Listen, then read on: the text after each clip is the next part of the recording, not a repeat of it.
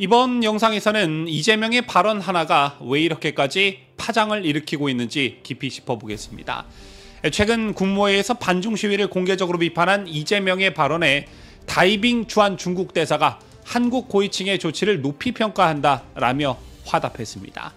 자, 문제는 이 장면이 단순한 외교적 인사치레가 아니라 주권의 표현 자유 그리고 대중외교의 균형 문제까지 건드리는 사안이라는 것입니다.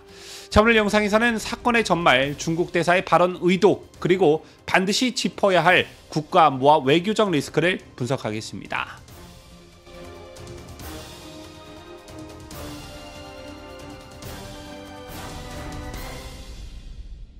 시청자 여러분 안녕하십니까? 뉴스데일리 베스트 민앵커입니다. 지난 8월 12일 국무회의, 이재명은 외국에 대한 혐오, 외국인에 대한 혐오, 차별, 폭력이 증가하고 있다라고 지적했습니다. 자, 특히 대림동과 중국 외교 공간 앞에서 벌어진 반중 시위를 거론하며 표현의 자유를 넘어서는 욕설과 폭력이 난무했다라고 말했습니다. 그리고 다양성과 포용성을 중시하는 민주주의의 모범국가로서 이런 모습은 부끄럽다라고 말하며 관계 당국의 재발 방지 대책을 철저히 마련하라고 지시했습니다. 자, 그런데 이 발언이 공개된 지 이틀 뒤에 8월 14일 다이빙 주한 중국 대사가 X, 즉 구 트위터에 반응을 올렸습니다. 다이빙 대사는 한국 고위층이 중시하고 조치를 취하는 것에 대해 높이 평가한다라며 한국 정부가 국무회의에서 중국 관련 시위 문제를 언급한 점을 주목했다고 밝혔습니다. 다이 대사는 국제 정세가 복잡하다면서도 중한 우호 협력 강화가 양국 모두의 이익이 된다고 강조했는데요. 그리고 소수 세력이 정치적 거짓말을 조작해 중국을 먹칠한다는 표현을 쓰며 반중 시위대를 직격했습니다.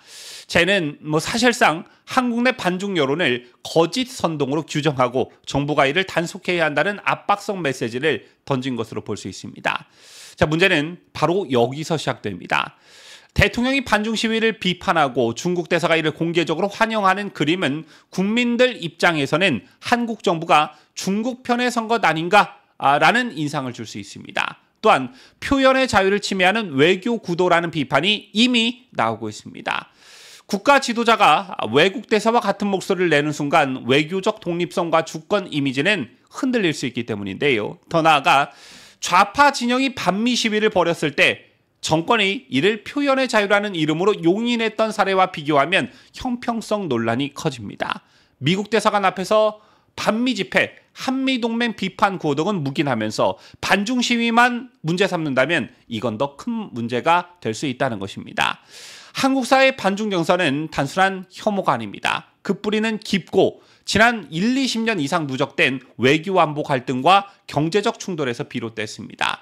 사드 배치에 대한 중국의 보복, 동북공정을 통한 역사 왜곡, 탈북민 강제 복송 사건, 코로나19 초기 확산 과정에서의 어떤 은폐 의혹 등 굵직한 사건들이 국민의 기억 속에 선명하게 각인되어 있습니다. 여기에 남중국해와 대만 문제 등에서 드러난 중국의 패권적 태도, 문화 콘텐츠 영역에서의 어떤 영향력 확대 시도까지 더해져 불신은 더욱 공고해졌습니다. 이런 역사적 정치적 맥락을 무시한 채 혐오 시위라는 단어로 단순화시키고 일괄 규정한다면 쟤는 국민의 정당한 문제 제기까지 매도하는 결과를 낳습니다. 자, 결국 이런 접근은 국민 감정을 더 자극하고 사회 내부의 분열과 반발을 심화시키는 부작용을 초래할 수 있다는 것인데요. 다이 대사의 발언은 사실상 한국 내 집회 시위 문제에 대한 직접적인 논평이었습니다. 외교관이 주재국의 내부 문제에 대해서 공개적으로 언급하는 것은 외교 프로토콜상 매우 민감한 행위입니다. 과거 싱하이밍 전 대사의 중국 편을 들라라는 발언이 큰 반발을 불러일으킨 것처럼 이번 발언 역시 내정 간섭 논란에서 자유롭지 못합니다. 더 큰 문제는 이 사안이 정부 메시지 전략의 허점을 드러냈다는 점인데요. 자, 만약 이재명이 모든 외국인에 대한 폭력과 차별은 안 된다라고만 말했다면 특정 국가와 연결될 여지가 적었을 것입니다. 그러나 굳이 중국 관련 시위를 콕 집어서 강조한 것은 중국이 이를 외교적 성과로 포장할 빌미를 준 셈입니다. 다른 의미로는 친중 본색이 드러난 결정적 장면이라 할 수 있습니다. 자, 이 사건에서 우리가 집중해야 할 점은 첫째, 표현의 자유 수호, 둘째, 외교의 균형, 셋째, 중국의 영향력 견제입니다. 특히 표현의 자유는 민주주의 국가의 핵심 가치이며 외교적 관계 개선을 위해 희생돼서는 안 되는 매우 중요한 가치입니다. 정부가 특정 국가의 입장을 의식해 국내 여론을 규제하는 듯한 인상을 주는 것은 매우 위험합니다. 문재인 역시 대중굴종 행보를 보였었죠. 특히 중국을 방문해 중국은 큰 산봉우리, 우리는 작은 나라지만 중국몽을 함께하겠다는 발언으로 국민들의 자존감을 무너뜨렸습니다. 더 충격적인 것은 당시 동행한 우리나라 기자단이 중국 경호원 측에 의해 무참히 폭행을 당했음에도 불구하고 문재인은 이에 대해 한마디 항의조차 하지 않았다는 점입니다. 쟤는 외교 마찰을 피하려는 차원을 넘어 국가 지도자의 당당함과 국민보호 의무를 저버린 상징적 장면으로 지금까지도 기억되고 있습니다.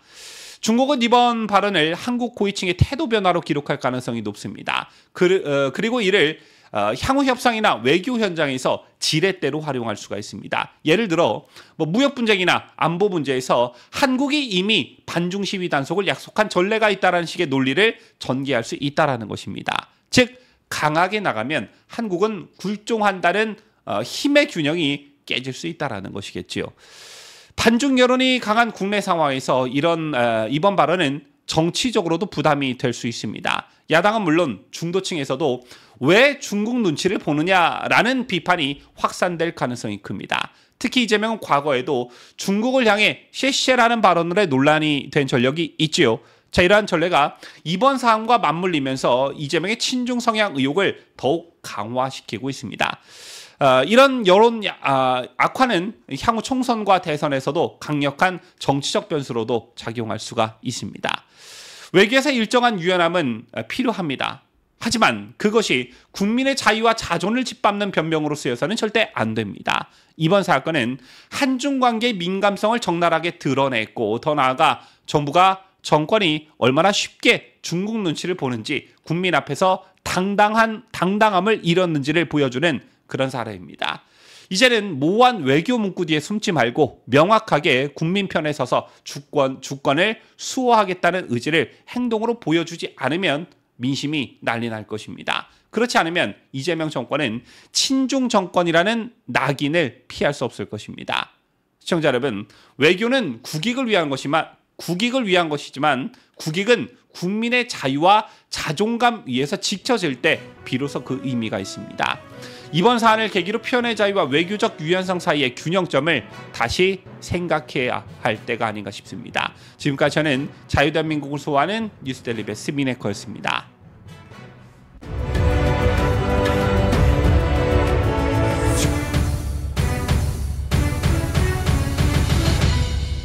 함께해요. 뉴스데일리 베스트.